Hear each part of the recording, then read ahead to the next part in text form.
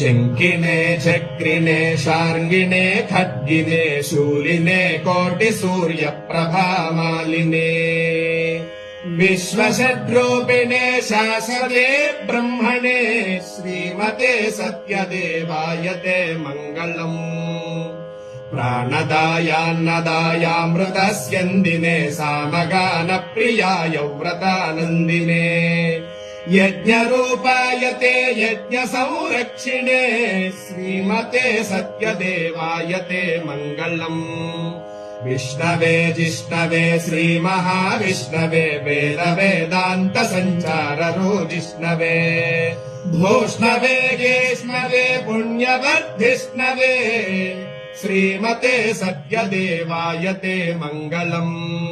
पूरिता शेषलोकावली भूरि सद्वाञ्छितोत्पन्न सत्कीर्तिमन्मूर्तये दीक्षितायाच सङ्कल्प सम्पूर्तये श्रीमते सत्यदेवाय ते मङ्गलम्। सत्यनारायण स्वामिने सौरिणे यन्त्रमध्यस्थिताय प्रभाशालिने ब्रह्म विष्णुस्वरूपाय रुद्रात्मने श्रीमते सत्यदेवाय ते मङ्गलम्। भोगिभोगावली तल्पसंसायिने लोकशोकाम्भसाम् विद्विषे वेदसे घोरसंसारगाढान्धकारद्विषे श्रीमते सत्यदेवाय ते मङ्गलम्।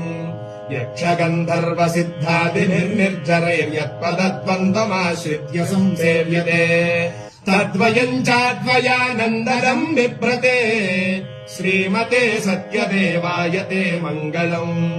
मङ्गलम् वासती स्वामिने मङ्गलम् मङ्गलम् मल्लिकामालिने मङ्गलम् मङ्गलम् सन्मनस्थायिने मङ्गलम् मङ्गलम् सत्यदेवाय ते मङ्गलम्।